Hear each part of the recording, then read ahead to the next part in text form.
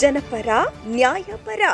Tumakuru session court ನೀಡಿರುವ ತೀರ್ಪಿಗೆ Tumakuru DSS ಅಧ್ಯಕ್ಷರಾದ ರಾಮಯ್ಯನವರು ಮಾತನಾಡಿ, ಮುಂದಿನ ದಿನಗಳಲ್ಲಿ ಜಾತಿ ನಿಂದನೆ, ಮಹಿಳೆಯರ ಮೇಲಿನ ಶೋಷಣೆ, ದಲಿತರ ಮೇಲಿನ ದೌರ್ಜನ್ಯ, ದಲಿತರ ಶೋಷಣೆ, ಅಸ್ಪಷ್ಟತೆ ಆಚರಣೆ ಮುಕ್ತವಾಗಬೇಕೆಂದು ಹೇಳಿ ಇಂದು ನ್ಯಾಯಾಲಯ ನೀಡಿರುವ ತೀರ್ಪಿಗೆ ನಮಿಸುತ್ತಾ ಮುಂದಿನ ದಿನಗಳಲ್ಲಿ ಈ ರೀತಿ ಘಟನೆ ನಡೆಯದಂತೆ ಎಚ್ಚರಗೊಳ್ಳಬೇಕು ಎಂದು DSS ಅಧ್ಯಕ್ಷರಾದ ರಾಮಯ್ಯನವರು ಹೇಳಿಕೆ ನೀಡಿದರು.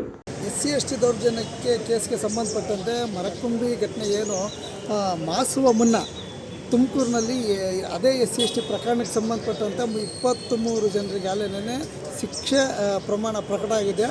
ಇಡೀ ರಾಜ್ಯಕ್ಕೆ ಇಡೀ ದೇಶಕ್ಕೆ ಇದು SC/ST ಜನಾಂಗದ ಮೇಲೆ ದೌರ್ಜನ್ಯ ನಡೆಸಿದರೆ ಅದಕ್ಕೆ ತಕ್ಕ ಶಿಕ್ಷೆಯನ್ನು ನ್ಯಾಯಾಲಯ ಕೊಡ್ತಾಳೆ ಅಂತ ಹೇಳಿ ಒಂದು ಎಚ್ಚರಿಕೆ ಗಂಟಾಗಿದೆ.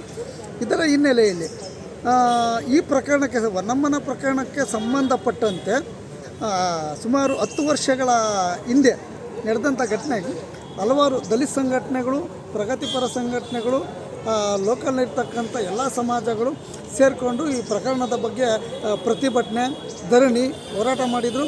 ಇದನ್ನು ಜಿಲ್ಲಾಡಳಿತ ಗಂಭೀರವಾಗಿ ಪ್ರಕರಣವನ್ನು ಪರಿಗಣಿಸಿತು ಮತ್ತು ಜಿಲ್ಲಾ ಪೊಲೀಸ್ ಇಲಾಖೆ ಏನಿದೆ, ಪೊಲೀಸ್ ಅಧಿಕಾರಿಗಳು ಎಲ್ಲಿದು ತನಿಖಾ ವರದಿಯಲ್ಲಿ ಎಲ್ಲಿಯೂ ಎಡವಾದಂತೆಯೇ ಈ ಪ್ರಕರಣಕ್ಕೆ ಸಂಬಂಧಪಟ್ಟಂತೆ ವರದಿಯನ್ನು ಕೊಡೋದ್ರ ಮೂಲಕ ಇಡೀ ದೇಶಕ್ಕೆ ಈ ನ್ಯಾಯಾಂಗ ವ್ಯವಸ್ಥೆಯಲ್ಲಿ ಈ ಪ್ರಕರಣ ಎಲ್ಲ ಜನಕ್ಕೂ ಎಚ್ಚರಿಸಿದೆ. ಬಾಬಾ ಸಾಹೇಬ್ ಅಂಬೇಡ್ಕರ್ ಅವರ ಸಂವಿಧಾನದ ನ್ಯಾಯಾಲಯದಲ್ಲಿ ಏನು ಬಡವರಿಗೆ, ಅಶಕ್ತರಿಗೆ ನ್ಯಾಯ ಸಿಗಲ್ಲ ಅಂತ ಜನರು ಏನು ಹೇಳ್ತಾಯಿದ್ರು, ಇತ್ತೀಚಿನ ದಿನಗಳಲ್ಲಿ ಮಹಿಳೆಯರ ಪ್ರಕರಣಗಳಾಗಿರೋದು, SC/ST ಪ್ರಕರಣಗಳದ್ದು ಹೆಚ್ಚು ನ್ಯಾಯಾಲಯದಲ್ಲಿ ಉತ್ತಮವಾದಂಥ ನ್ಯಾಯ ಕೊಡೋದ್ರ ಮೂಲಕ ನ್ಯಾಯಾಧೀಶರು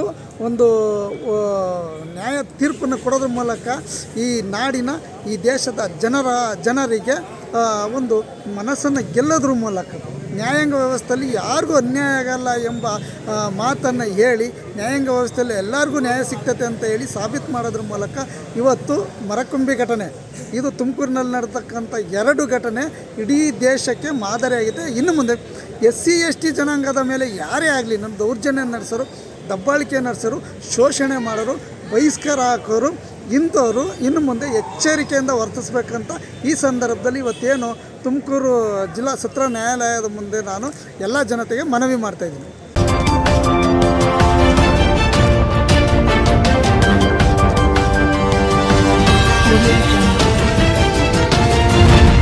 ತುಮಕೂರು ಫಸ್ಟ್ ಕ್ರೈಮ್ ನ್ಯೂಸ್, ಜನಪರ ನ್ಯಾಯಪರ.